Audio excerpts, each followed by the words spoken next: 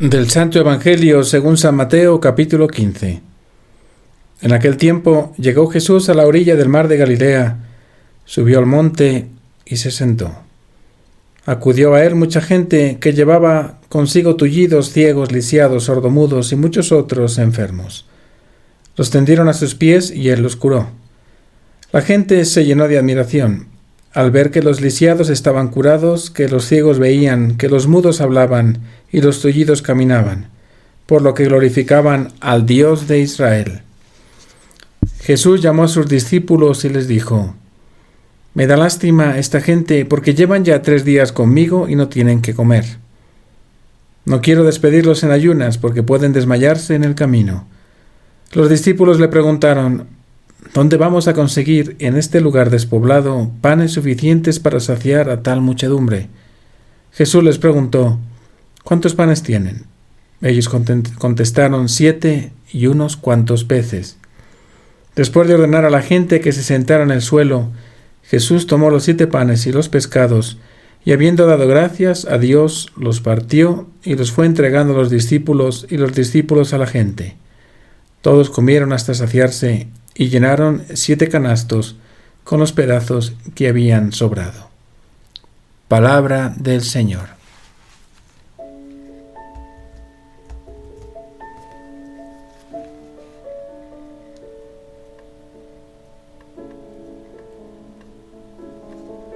Sentiste lástima de la gente porque te seguían y no tenían qué comer. Me impresiona la facilidad con la que la gente te sigue sin preocuparse por su alimento. ¿Qué habrán visto en ti? Sin duda alguna, al buen pastor. Hoy lo demuestras al comentar con tus discípulos que llevan 3 días contigo y no tienen qué comer. 3 días contigo. Una frase sencilla, pero que a mí me dice tanto. 3 días contigo. ¿Quién pudiera estar contigo 3 días? La comida se les acabó y no quieres enviarlos en ayunas de regreso a su casa. ¿Cómo te fijas en todo, Jesús? Tu comentario llegó a los oídos de los discípulos, quienes inmediatamente hicieron cálculos humanos. Imposible conseguir en un despoblado comida para tanta gente. No había nada que hacer. Es la respuesta lógica y realista de tus discípulos. Desde un inicio, Jesús, sabías lo que ibas a hacer, ¿verdad? Tu comentario era y será siempre una catequesis. Sentir lástima, preocuparte por el hombre, buscar que esté bien y alimentarlo con tu pan. Ahora preguntas a tus discípulos cuántos panes tienen. Contestaron 7. Y a continuación tú mandaste que se sentaran en el suelo. ¿Qué habrán pensado tus discípulos? 7 panes para tanta gente. Son de esos momentos en los que hay que hacer silencio, dejar que la fe, que no es otra cosa que mirarte a ti, tome nuestra mente y nos eleve a tu nivel para ver cómo tú actúas y obras el milagro. Lo que sigue es un cuadro lleno de significado. Quisiera verlo y vivirlo en cámara lenta. Cerrar los ojos físicos para ver todo desde el cielo junto a tu Padre. Tomaste los 7 panes, pronunciaste la acción de gracias, los partiste y los fuiste dando a los discípulos para que los repartieran. Aquí está la mejor catequesis de la Eucaristía, que luego repetirías. Es una prefiguración, por eso quisiste y quiero verte desde el cielo, hacerlo así, como una bella imagen de lo que estaba por llegar. Eucaristía, que es cielo en la tierra, tierra hecha cielo. Y la gente comió hasta saciarse, y es que estar contigo es sentirse cuidado, acogido y saciado hasta de lo más básico. Gracias, Jesús, por cuidarme tanto. Gracias por tomarme, bendecirme, partirme y donarme.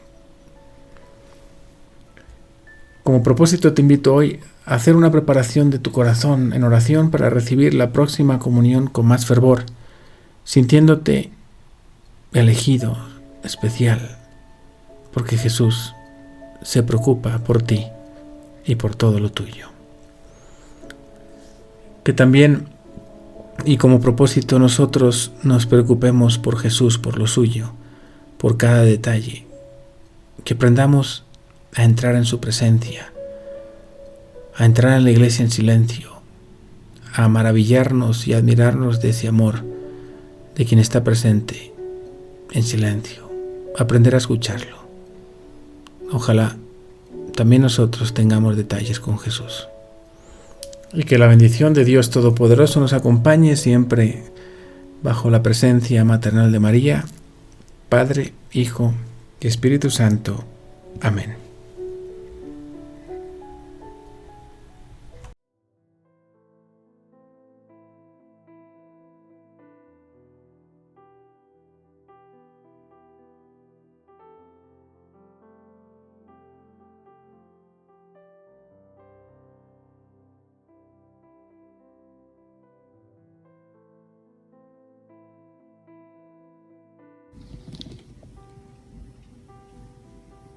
Cada 3 de diciembre, la Iglesia celebra a San Francisco Javier, 1506 al 1552. Paradigmático sacerdote jesuita y misionero español del siglo XVI. La tradición suele referirse a él como el gigante de la historia de las misiones, debido a su ímpetu evangelizador y a la fuerza espiritual con la que condujo empresas apostólicas extremadamente difíciles. Fue él quien se propuso llevar el Evangelio a Oriente, concretamente a Asia, en la que sería una de las expediciones misioneras más ambiciosas de aquel entonces. Francisco Javier estuvo tanto en la India como en Japón. No obstante, Dios lo llamó a su presencia antes de que pueda alcanzar las costas de China continental, el último de sus destinos apostólicos. Confrontación y síntesis. Catecismo de la Iglesia, numeral 544. El reino pertenece a los pobres y a los pequeños, es decir, a los que lo acogen con un corazón humilde. Se identifica con los pobres de todas clases y hace del amor activo hacia ellos la condición para entrar en su reino. Numeral 545. Jesús invita a los pecadores al banquete del reino. No he venido a llamar a justos, sino a pecadores. Les invita a la conversión, sin la cual no se puede entrar en el reino, pero les muestra de palabra y con hechos la misericordia sin límites de su Padre hacia ellos.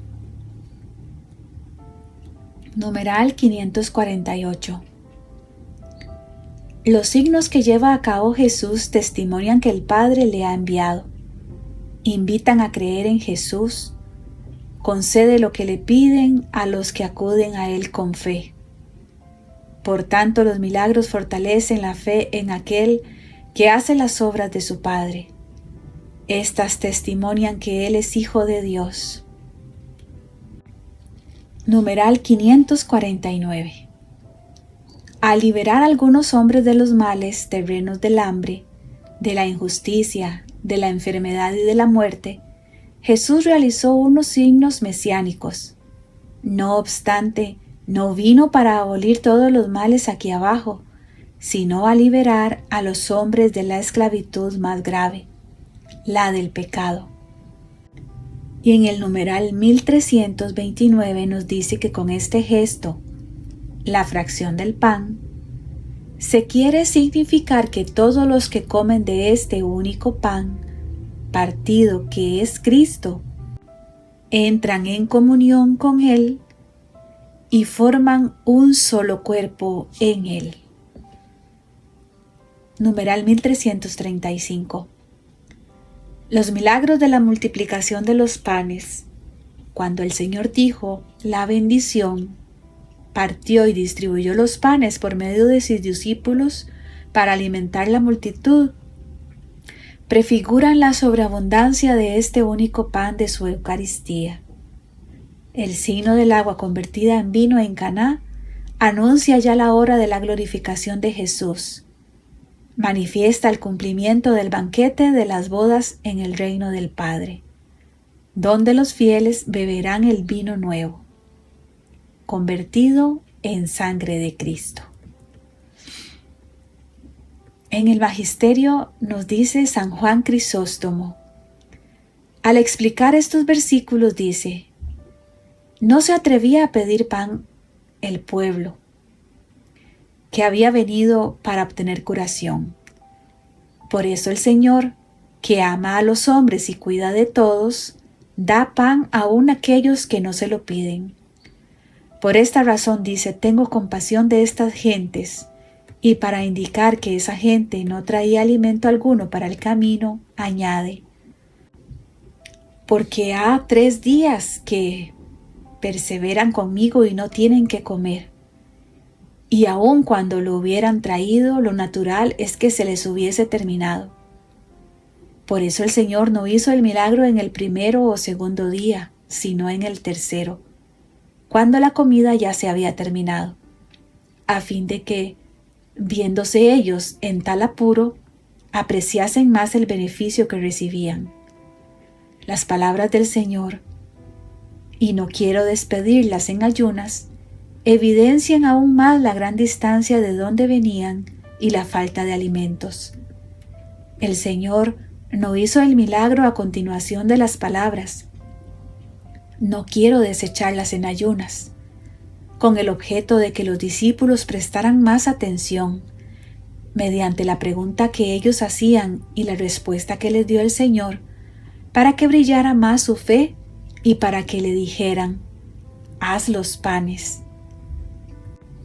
Y aunque Cristo hizo muchas cosas que recordaban a los discípulos el primer milagro, como el servir ellos en las mesas y distribuir los cestos, sin embargo, aún estaban muy imperfectamente dispuestos, como se ve claramente por estas palabras.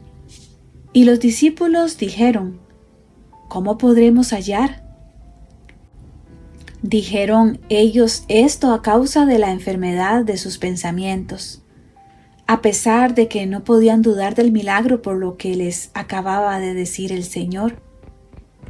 Hizo el Señor este milagro en un sitio solitario y distante de todo caserío, con el objeto de que nadie pudiera sospechar que había recibido la comida de alguna casa o aldea vecina. Y pregunta a sus discípulos, a fin de elevar sus almas y de recordarles o de avisarles por la pregunta el milagro anterior, del que ellos habían sido testigos, y por eso sigue. Y Jesús les dijo: ¿cuántos panes tenéis? Y ellos dijeron: 7. No añaden, como dijeron antes: ¿y qué son estos panes entre tanta gente? Porque iban adelantando poco a poco. Sin embargo, aún no lo comprenden todo. Es digno de admiración el amor que tenían los apóstoles a la verdad, puesto que aún en sus mismos escritos no ocultan sus grandes defectos, y no hay acusación tan grave o falsa tan notable como la suya por haber olvidado tan pronto el prodigio tan grande que obró el Señor. También es de admirar en ellos otra prueba de su sabiduría. Vencían el hambre, sin tener apenas en cuenta la necesidad de comer, porque en el desierto, donde vivían ya 3 días, no contaban con más alimentos que con 7 panes. Otras muchas cosas hizo el Señor parecidas a las del primer milagro, pues hizo que se sentaran en tierra y que los panes se aumentaran en las manos de sus discípulos. Por eso sigue: y mandó a la gente recostarse sobre la tierra.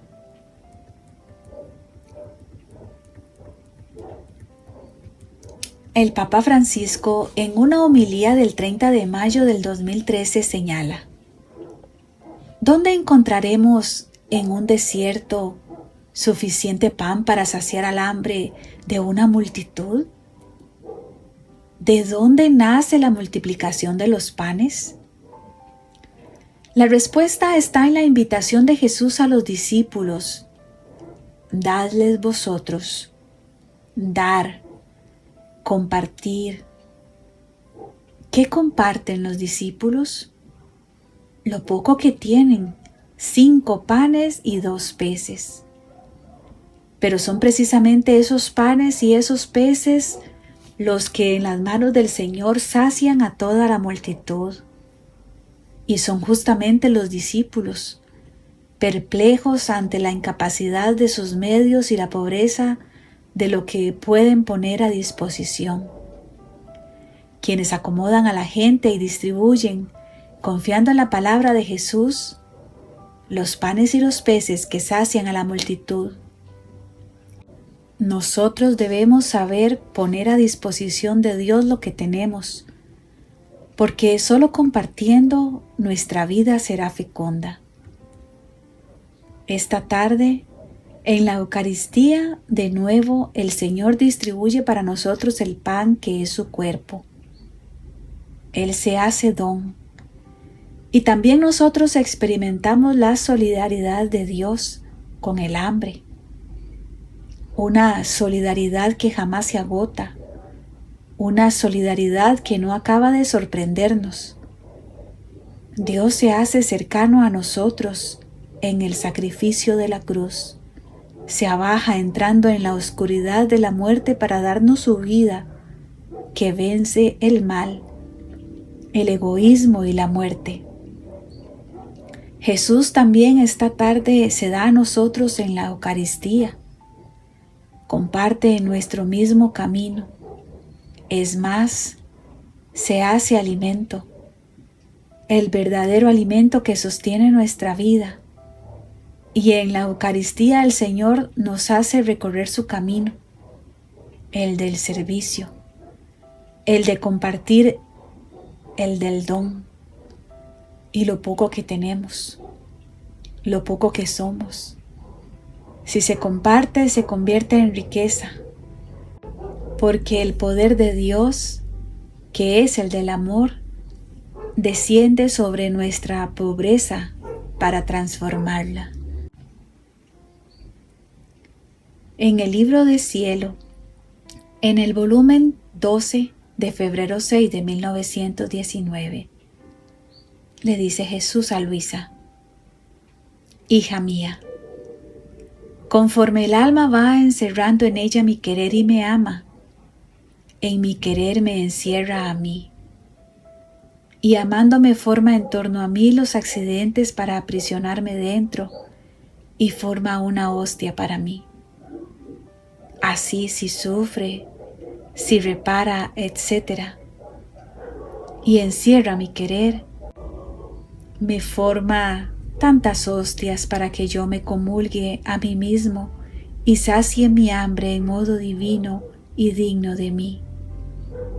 Yo, en cuanto veo formadas estas hostias en el alma, voy a tomarlas para nutrirme, para saciar mi insaciable hambre que tengo de que la criatura me restituya amor por amor.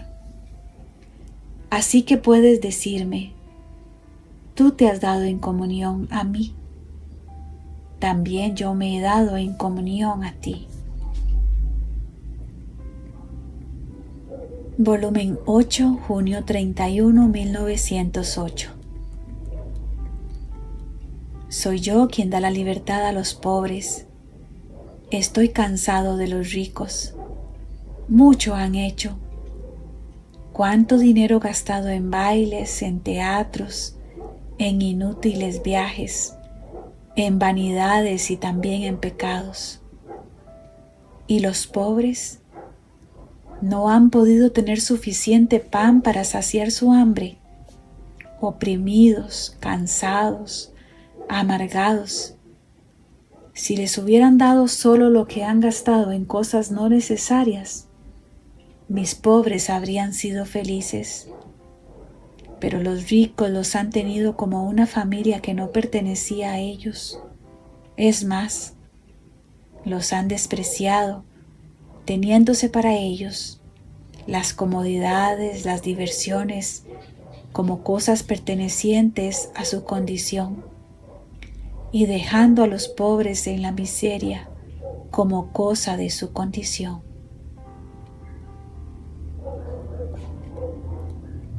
Volumen 15, mayo 2, 1923.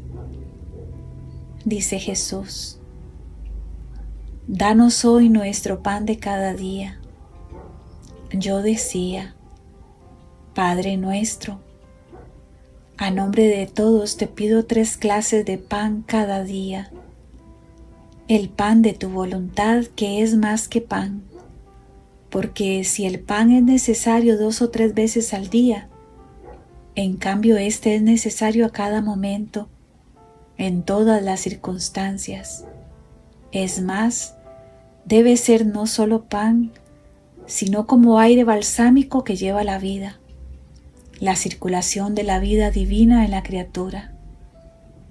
Padre, si no es dado este pan de tu voluntad, no podré jamás recibir todos los frutos de mi vida sacramental, que es el segundo pan que todos los días te pedimos. Oh, cómo se encuentra mal mi vida sacramental, porque el pan de tu voluntad no los alimenta. Es más, encuentra el pan corrupto de la voluntad humana.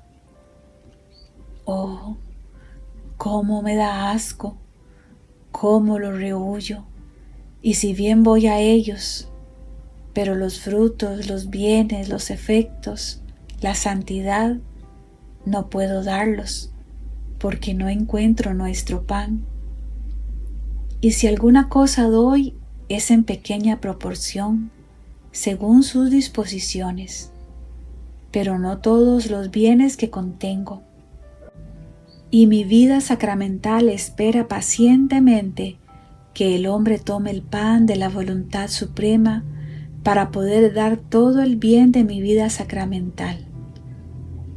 Ve entonces cómo el sacramento de la Eucaristía, y no solo este, sino todos los sacramentos dejados a mi Iglesia e instituidos por mí, darán todos los frutos que contienen y tendrán pleno cumplimiento cuando el pan nuestro, esto es, la voluntad de Dios, se haga en el cielo así en la tierra. Después pedía el tercer pan, es decir, el material.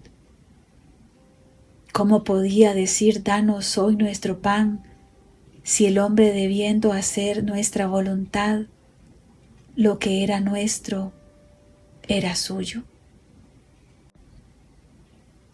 Volumen 20, octubre 22, 1926. El reino de mi fiat encerrará todos los bienes, todos los milagros, los portentos más estrepitosos, más bien los sobrepasará a todos juntos. Y si milagro significa dar la vista a un ciego, enderezar a un cojo, sanar a un enfermo, resucitar a un muerto, etc., el reino de mi voluntad tendrá el alimento preservativo, y cualquiera que entrara en él, no habrá ningún peligro de que pueda permanecer ciego, cojo y enfermo. La muerte en el alma no tendrá más poder, y si lo tendrá sobre el cuerpo no será muerte, sino paso.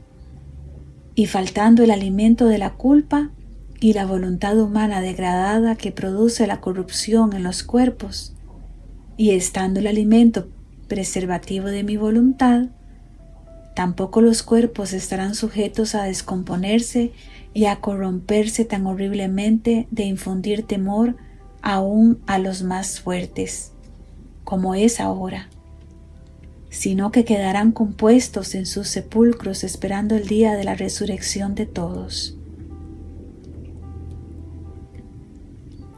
Confrontación y síntesis. La compasión de Cristo en el Evangelio coincide con la enseñanza de la Iglesia. El reino se manifiesta en un amor que se anticipa a la necesidad, y en los escritos de Luisa aparece como la preocupación constante de Jesús por los pobres. Las curaciones reflejan el estado espiritual del alma para entrar al reino del Fiat, donde Jesús reina plenamente. Y ahí desaparecen las enfermedades del alma. La Eucaristía, el sacramento que nos alcanza Jesús para hacernos vida con Él, alcanza su plenitud cuando la criatura vive en el divino querer. Oración final. Jesús, tú que miraste con compasión a la multitud cansada, míranos también hoy en nuestras hambres y debilidades. Tú que sanaste a los ciegos, cojos y lisiados, cura nuestras cegueras interiores. Endereza lo torcido de nuestro corazón y haznos caminar en tu voluntad. Tú que multiplicaste el pan en el desierto, multiplica en nosotros la fe y recibe lo poco que somos y tenemos. Ponlo en tus manos y hazlo fecundo. Danos cada día el pan de tu divina voluntad, para que el pan de tu Eucaristía dé todos sus frutos en nosotros. Haz de nuestras vidas hostias vivas donde puedas alimentarte de nuestro amor y donde otros puedan encontrar consuelo y luz. Que tu compasión se convierta en nuestro estilo de vida, tu compartir en nuestro servicio y tu pan en nuestra fuerza. Fiat. Gloria al Padre, al Hijo y al Espíritu Santo, como era en un principio, es ahora y siempre, y por los siglos de los siglos. Amén. Ven, divina voluntad, ven a reinar en nosotros.